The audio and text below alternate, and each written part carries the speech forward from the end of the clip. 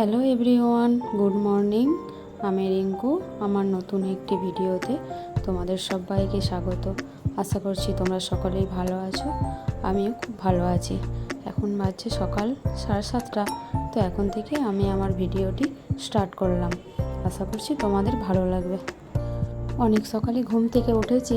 তো ঘুম থেকে উঠে বাসি কাপড় ছেড়ে ফ্রেশ ড্রেস হয়ে একবার রান্নাঘরে চলে এসেছি চা বানাতে। তো এটা গ্রিন টি। তো গ্রিন টি এমনি খেলে আমার কেমন শ্যাওলা শ্যাওলা গন্ধ লাগে, তাই আমরা একটু মধু দিয়ে খাই। তো চলো চাটা খেয়ে নিই। আর দেখো আমি চাটা খেয়েও নিয়েছি। আর তারপর সকালবেলা সবথেকে আমি আগে যে কাজটা করি সেটা হলো বাসন গোছানো। কারণ রাতেই আমি বাসনগুলো ধুয়ে রাখি, রাত্রের একটু বাসন আমি ফেলে রাখি না। তো সেগুলো ধোয়া থাকে। আর তারপর এই বাসন রাখার জায়গাটা একটু আমি ক্লিন করে নিই, কারণ রাত্রেবেলা তো এই গরমের জন্য জানলা আরে খোলা থাকে, তো ভীষণ ধুলোবালি আসে। তো এখন রোজেরই একটু করে ক্লিন করে নিয়ে তারপর আমি বাসনগুলো গোছাই। আর এই দিকটায় 3টে তাক আছে, তো ওপরের তাকটাইতে আমি কিছু বাসন ধুয়ে মেজে পরিষ্কার করে সেগুলো গুছিয়ে রেখেছি, আর একটা গামছা চাপা দিয়ে রেখেছি। কারণ এক তো ধুলোবালি আসে, তার উপর রান্নাঘরে এক্সস্ট পাখা বসানো নেই, তো তার জন্য ভীষণ তেলচিটা পড়ে।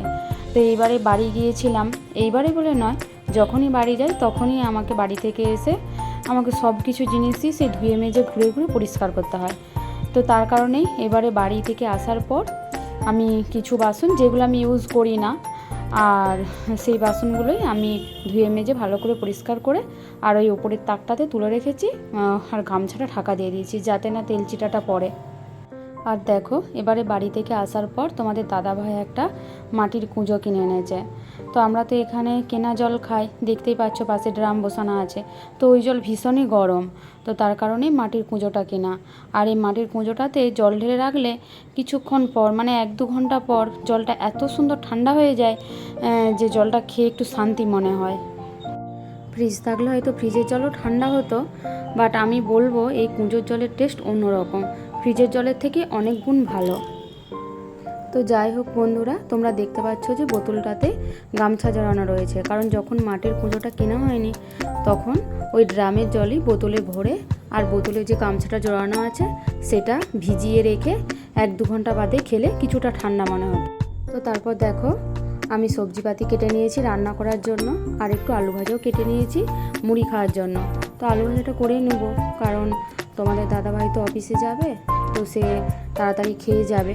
তো আজকে একটু সকাল করেই করে নিচ্ছি, কারণ মুড়িটা খেয়ে আর আমরা ভাবছি যে একটু বেডরুমটা ক্লিন করব। কারণ বেডরুমের যে ওপরে যে তাকটা আছে অনেক উঁচুতে, তো সেখানে অনেক বই রাখা আছে তোমাদের দাদাভাইয়ের। তো বইগুলো অনেক দিন ধরেই রাখা আছে, তো তোমাদের দাদাভাইয়ের যখন যেটা প্রয়োজন হয় তখন সে সেটা নামিয়ে নিয়ে পরে আবার রেখে দেয়। তো ভীষণ ধুলো ময়লা পড়েছে, তো তাই ভাবছি সেখানটা একটু ক্লিন করে নেব, আর মুড়িটা খেয়ে দিয়েই করব। আলু ভাজাটা হতে হতে আমি এদিকে বাকি সবজিপাতিগুলো যেগুলো কেটে রেখেছিলাম সেগুলোও ধুয়ে নিচ্ছি, আর সকালে যে চা খেয়েছিলাম সেই বাসনপত্রও পড়ে রয়েছে সেগুলোও ধুয়ে নেব।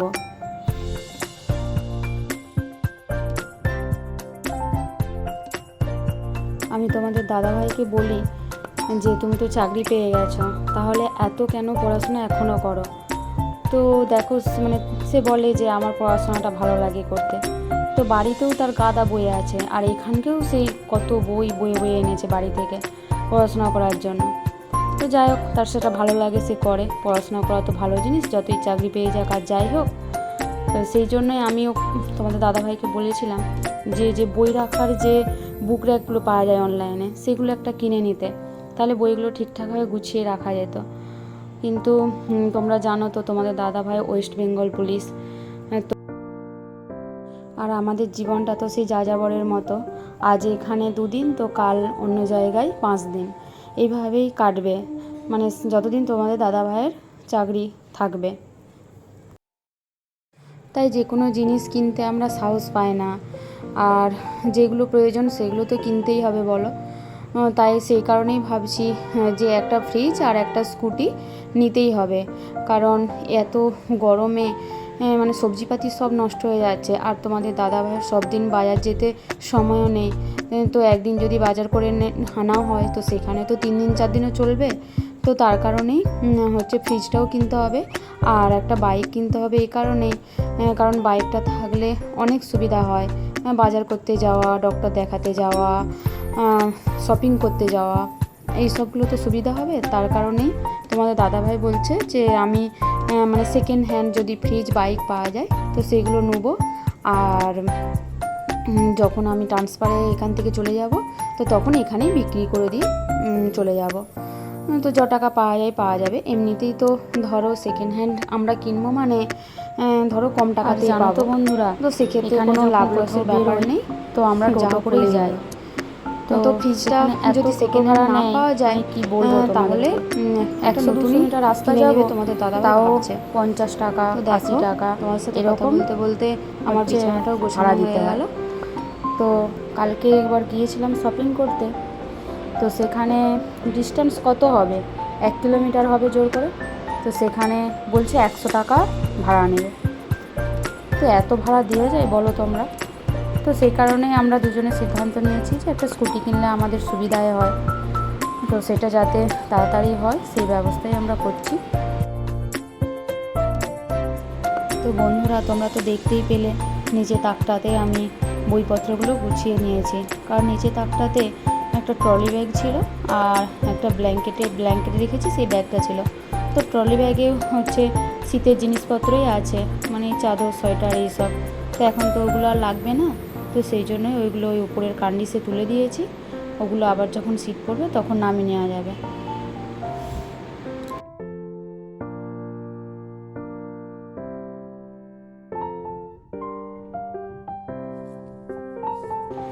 তো জানো তো বন্ধুরা, যে মেয়েরা তাদের হাজব্যান্ডের কাজের সূত্রে বাইরে থাকে তো তাদের অনেক জ্বালা যন্ত্রণা থাকে।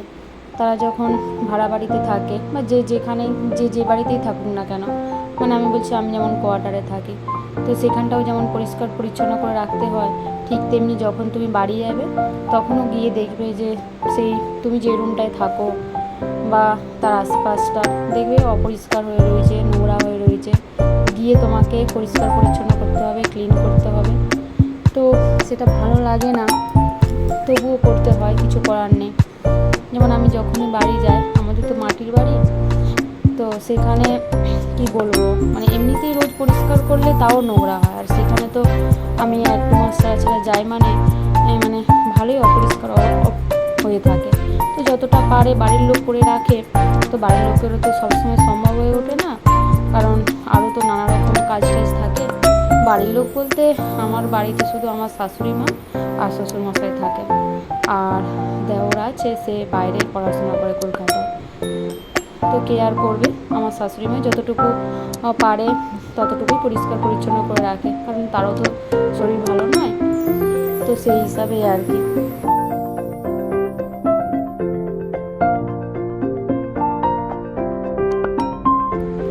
তো তোমাদের সাথে কথা বলতে বলতে দেখো আমার ঘর দুয়ার ঝাড়ু দেওয়া, মোছা সব কিছু হয়ে গেছে, আর তোমাদের দাদাভাই অফিসেও চলে গেছে। তো তারই কিছু জামা কাপড় রাখা আছে, তো সেগুলোই এখন ভিজিয়ে নিচ্ছি, যখন স্নান করবো তখন কেচে নেবো।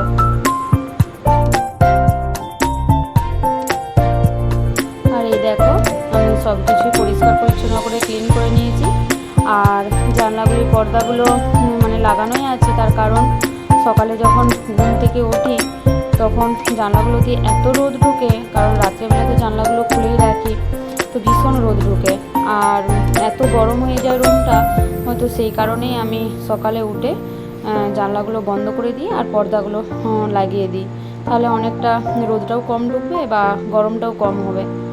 আর দেখো তোমাদের সাথে কথা বলতে বলতে আমি রান্নাটাও বসিয়ে দিলাম, আর এত গরমে সেরকমভাবে কিছু বেশি রান্না করব না, হালকা পাতলা রান্না করব। তো আজকে করছি হচ্ছে ঝিঙে আলু পোস্ত আর ডাল, পাতলা করে মুসুরির ডাল আর আমের চাটনি, আর একটু কুমড়ো আলু ভাতে দেওয়া আছে, সেদ্ধ, সেটা মাখা হবে।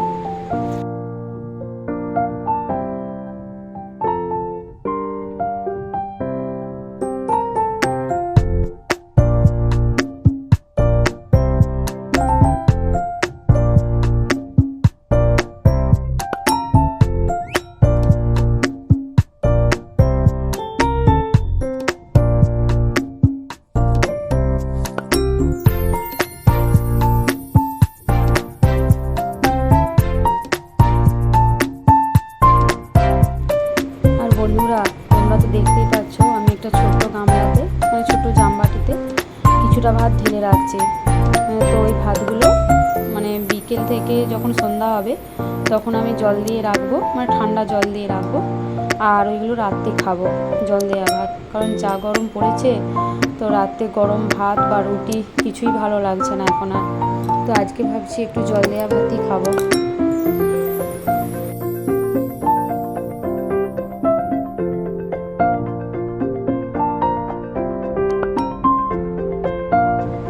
আর হ্যাঁ বন্ধুরা, আমার ভিডিওটি যদি তোমাদের কোথাও একটুকুও ভালো লেগে থাকে তাহলে অবশ্যই আমার চ্যানেলটিকে সাবস্ক্রাইব করো, আর একটা লাইক করো, আর কমেন্ট বক্সে কমেন্ট করতেও ভুলো না কিন্তু।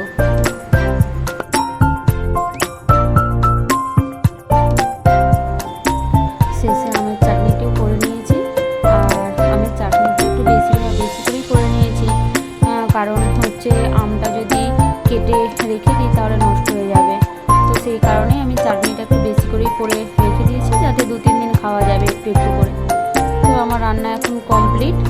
তো আমি এখন গ্যাস ট্যাস মুছে নিচ্ছি পরিষ্কার পরিচ্ছন্ন করে, আর যে কটা বাসন পড়ে রয়েছে সেগুলো একটু ধুয়ে মেজে পরিষ্কার করে নেব। তো আমি রান্না করতে করতে বেশিরভাগ বাসনই ধুয়ে নিই, যাতে শেষে অল্প বাসন থাকে, কারণ এক গাদা বাসন হয়ে গেলে ধুতে ভীষণ অসুবিধা হয়।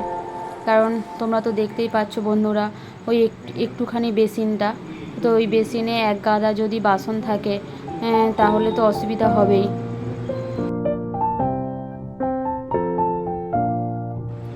আর হ্যাঁ বন্ধুরা, তোমরা দেখতে পাচ্ছ বেসিনের নলটা দিয়ে কিভাবে জল পড়ছে, একটু একটু করে জল পড়ছে। কারণ এখানে তো গ্রীষ্মকালে ভীষণই জলের অসুবিধা হয়। এর আগে একটা ভিডিওতে আমি বলেছিলাম যে আমি যখন সেপ্টেম্বর মাসে এসেছিলাম তখন ভীষণই জলের অসুবিধা ছিল। তো এখন তার থেকে কিছুটা কম, তবুও এখন প্রায় দিনই সকালে জল থাকে না, 8টা সাড়ে 8টার নিচে জল আসে না। তো তারপর দেখো আমি স্নান টান করে এসে পূজাও করে নিয়েছি, আর বারান্দাতে জামা কাপড়গুলো মিলেও দিয়েছি। কারণ এখন আর ছাদে উঠতে মন চায় না, কারণ যা রোদ গো, ভীষণই রোদ। তো তার কারণে আর অল্প জামা কাপড়ও থাকে, সেই কারণেই বারান্দাতেই মিলে দিই।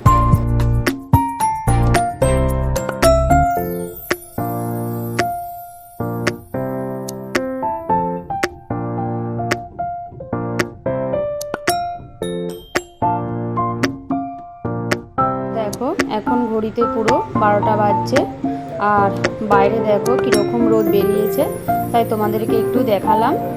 তো আজকে ভিডিওটি এই পর্যন্তই। তো আমার ভিডিওটি যদি ভালো লাগে তাহলে অবশ্যই লাইক কমেন্ট শেয়ার করো, আর তোমরা খুব ভালো থেকো এবং সুস্থ থেকো।